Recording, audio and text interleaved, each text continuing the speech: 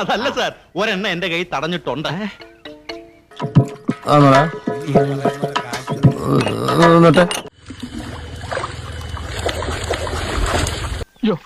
നോക്കി നിന്ന് കൺട്രോളുകളാ ഞാനില്ല. ഞാൻ പോവാണ്. എനിക്ക് നല്ല കൺട്രോൾ ഉണ്ട്.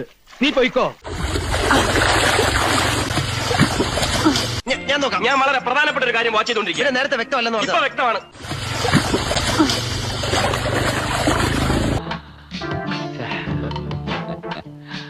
ഞാൻ നോക്കട്ടെ.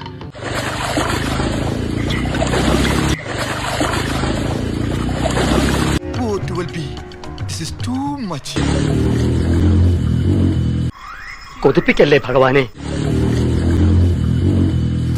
കൊള്ളാലോ, വക്കീല് പറഞ്ഞപ്പോ ഞാൻ ഇത്രയും പ്രതീക്ഷിച്ചില്ല.